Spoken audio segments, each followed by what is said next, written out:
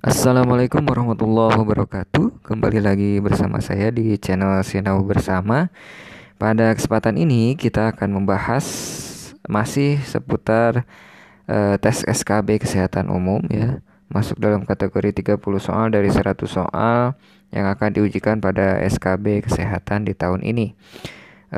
Adapun bentuk soal yang kita bahas pada kesempatan ini adalah sebagai latihan soal ya, sebagai gambaran dari teori-teori atau materi-materi yang tahun-tahun kemarin sudah diujikan di SKB Kesehatan. Sebelumnya tak lupa tetap saya eh, berpesan kepada teman-teman sejawat semuanya, utamanya untuk tenaga kesehatan yang berada di rumah sakit ataupun di puskesmas, untuk senantiasa menjaga kondisi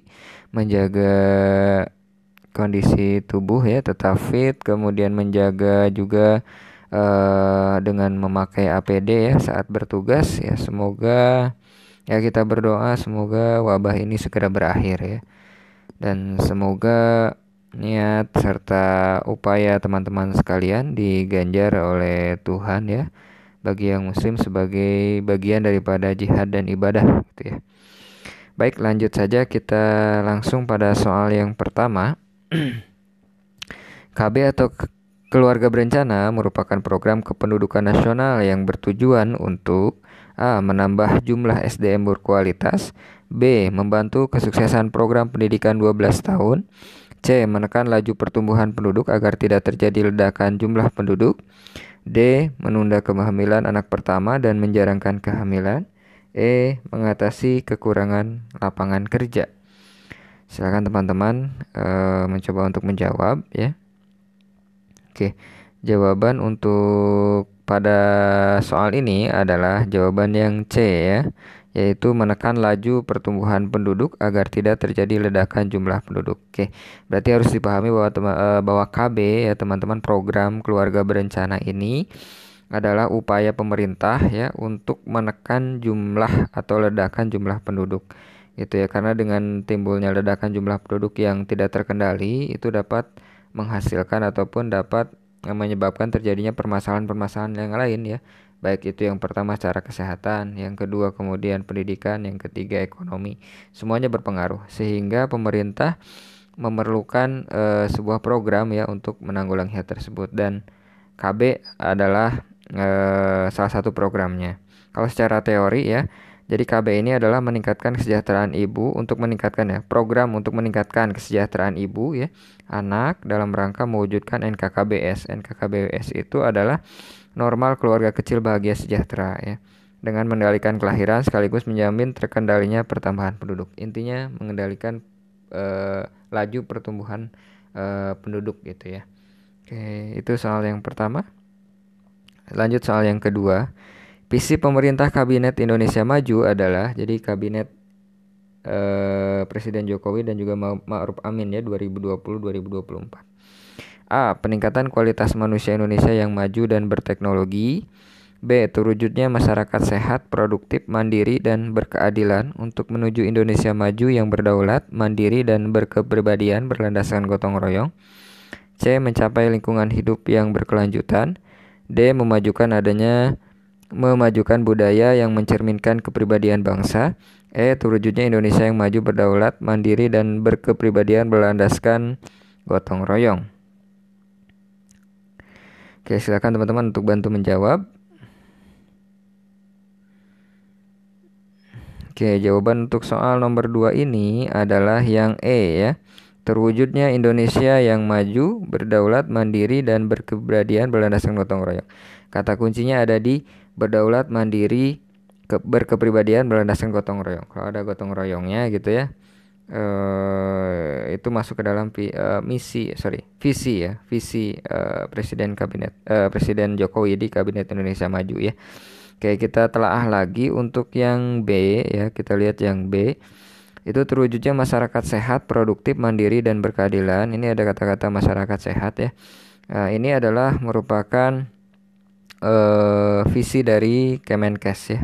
Visi dari Kemenkes. Jadi dia pasti menginduk pada visi Indonesia Maju, kemudian diimplementasikan dalam program-program Kemenkes ya. visi Kemenkes, jadi pasti ada masyarakat sehatnya. Kita lihat nih, masyarakat sehat, produktif, mandiri, berkeadilan, Indonesia maju, berkedaulatan, berdiri, keberadaan berdasarkan gotong royong. Hampir sama dengan yang E, cuma di sini bedanya ada di masyarakat sehat ya, ada tambahannya. Yang B itu adalah visi dari Kemenkes ya. Sedangkan yang A, yang C, yang D itu adalah visi pemerintah ya. Misi pemerintah. Jadi misi itu adalah penjabaran dari visi. Visi itu cuma satu ya. Kayak misalnya ini visi Kemenkes, ini visi Indonesia Maju. Nanti misinya itulah penjabarannya. Dan itu biasanya lebih ke yang sifatnya aktif. Contoh peningkatan kualitas. Nah itu adalah misinya, caranya. Kemudian memajukan budaya itu adalah caranya. Gitu ya. Jadi jawaban pada soal ini adalah untuk visi Kabinet Indonesia Maju adalah yang E ya, terwujudnya Indonesia Maju yang berdaulat, mandiri, berkepribadian berdasarkan gotong royong. Kalau yang B itulah visi Kemenkes ya. Oke, saya rasa cukup. Lanjut ke soal nomor 3. Strategi Kementerian Kesehatan berdasarkan RPJMN atau Rencana Pembangunan Jangka Menengah Nasional 2020-2024 adalah sebagai berikut kecuali. Jadi RPJMN itu apa? Nah, kita dulu mendengar ada yang namanya MDGs ya, kemudian berubah menjadi SDGs. Nah, penjabaran SDGs yang general itu dirangkum kemudian dimasukkan ke dalam rancangan pembangunan jangka menengah. Gitu. Jadi kan SDGs jangkanya panjang sehingga perlu penjabaran ataupun perlu pengaplikasian dalam program-program di tiap bidang kementerian dan dia dirangkum dalam RPJMN ya. Kalau dulu mah ada pelita 1, pelita 2, pelita 3 zamannya Soeharto. Nah, kalau pada zaman sekarang itu ada yang namanya RPJMN, Rencana Pembangunan Nasional Jangka Menengah. Jadi di sekat-sekat waktunya dan itu dijabarkan di sana. Nah, strategi Kementerian Kesehatan berdasarkan RPJMN 2020-2024 adalah sebagai berikut, kecuali A. Peningkatan kesehatan ibu, anak, KB, dan kesehatan reproduksi. B. Percepatan perbaikan gizi masyarakat. C. Peningkatan dan pengendalian penyakit. D. Pembudayaan germas. E. Peningkatan fasilitas kesehatan terutama di daerah terpencil. Oke, silakan teman-teman untuk mencoba menjawab. Jawabannya adalah yang E ya, kecuali itu adalah yang E. Ada 5 teman-teman untuk strategi Kementerian Kesehatan dalam RPJMN 2020-2024 ya. Saya lihatkan dalam gambar berikut ini. Nah, ini diambil dari RPJMN 2020-2024. Itu yang pertama adalah peningkatan kesehatan ibu, anak, KB, dan kesehatan reproduksi. Yang kedua adalah percepatan perbaikan gizi masyarakat. Yang ketiga peningkatan pengendalian penyakit. Yang keempat membudidayakan germas. Pembudayaan ya, bukan membudidayakan, pembudayaan germas. Dan yang terakhir adalah penggunaan sistem kesehatan, penguatan sistem kesehatan dan pengawasan obat. Jadi penguatan dalam sistem kesehatannya dan juga pengawasan obat. Itu ada 5 ya. Jadi yang kecuali adalah yang E, peningkatan fasilitas kesehatan terutama di daerah terpencil. Oke, lanjut ke soal selanjutnya. Hipertensi adalah peningkatan tekanan darah normal yang bisa memicu terjadinya penyakit degeneratif ya, seperti stroke, gagal jantung, gagal ginjal, dan lain-lain. Tekanan darah normal adalah ya, A. Sistolik 100, diastolik 140. B. Sistolik 100, diastolik 70. C. Sistolik 140, diastolik 80. D. Sistolik 150, diastolik 100. E. Sistolik 160, diastolik 110. Sebenarnya sudah bisa kita tebak sih ya. Saya teman-teman untuk mencoba menjawab.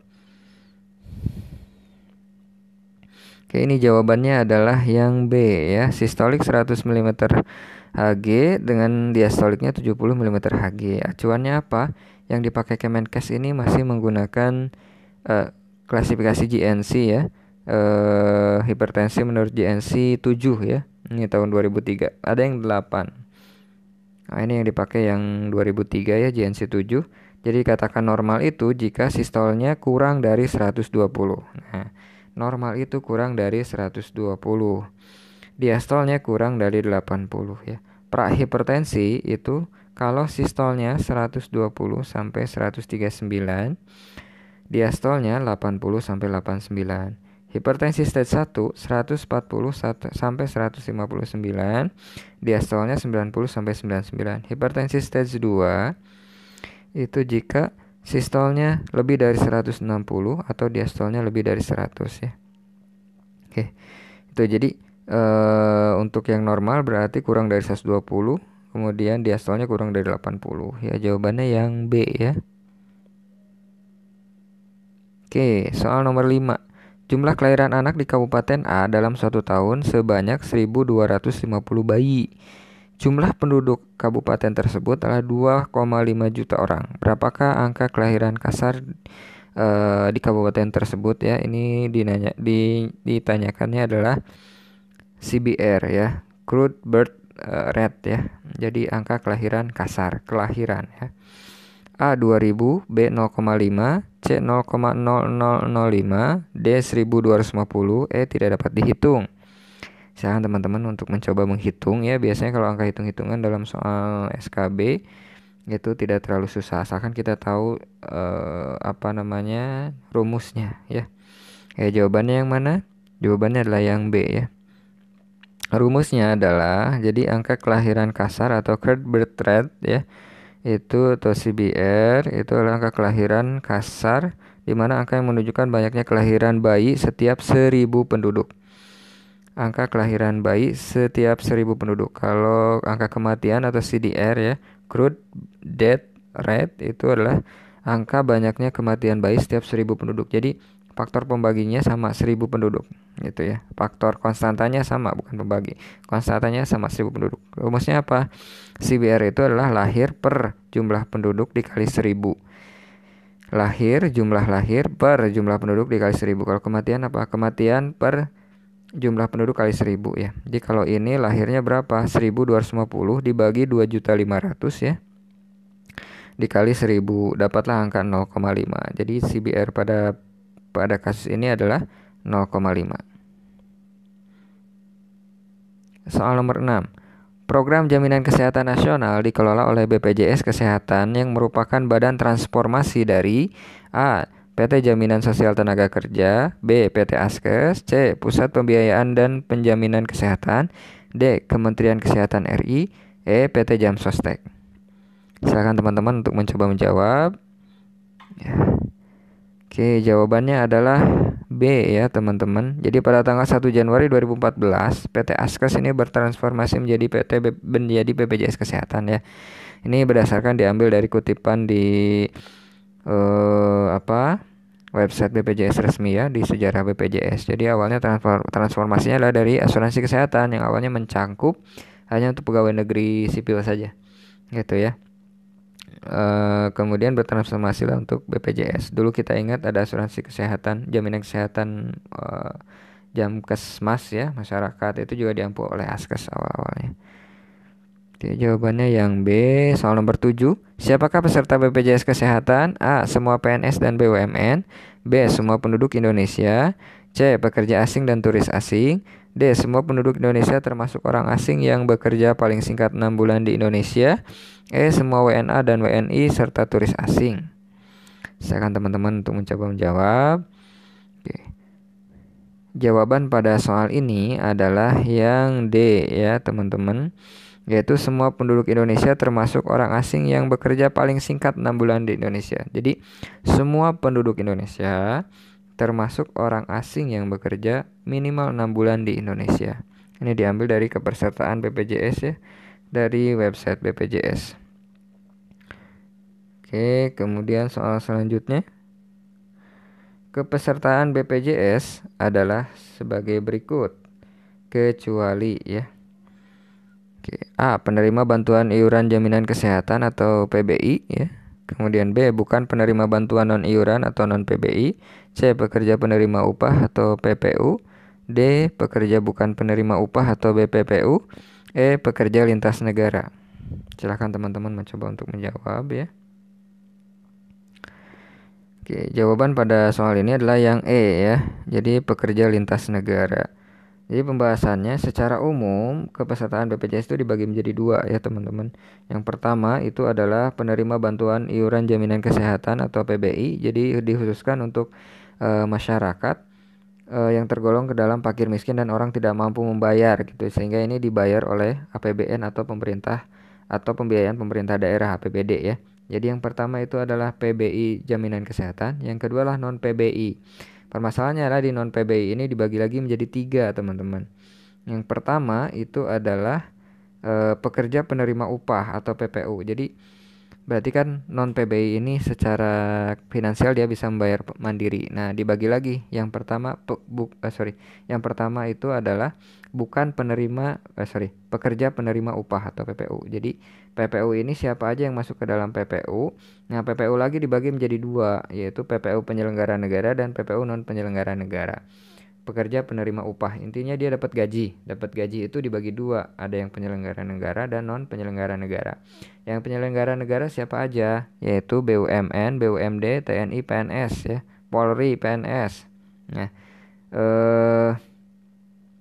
kemudian yang PPU atau pekerja penerima upah non penyelenggara negara itu contohnya apa? BUMN ya, BUMD ya, swasta. Kemudian tadi kan pekerja penerima upah, sekarang pekerja bukan penerima upah. Jadi setiap orang yang bekerja atau berusaha atas risiko sendiri, berswasta lah, dia nggak punya perusahaan, tidak dibayar oleh perusahaan gitu. Contohnya apa? Supir ya, ojek ya, peternak, petani gitu ya, montir. Dan yang terakhir itulah bukan pekerja. Itu bukan pekerja itu apa? Setiap orang yang bukan termasuk masyarakat yang didaftarkan dalam iuran dibayar oleh pemerintah, PPU, BPPU. Jadi ini mah nggak termasuk ke dalam yang PPU jelas. Yang BPPU juga nggak masuk. Nah, masuknya ke dalam bukan pekerja. Contohnya apa? Penerima pensiunan ya. Kemudian penerima pensiunan TNI, Polri, veteran ya. Seperti itu. Oke, itu ya teman-teman. Jadi ini jawabannya yang E ya.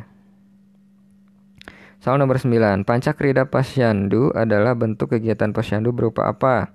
A. KIA KB imunisasi penimbangan balita konsultasi gizi. B. KIA KB imunisasi peningkatan gizi penanggulangan diare.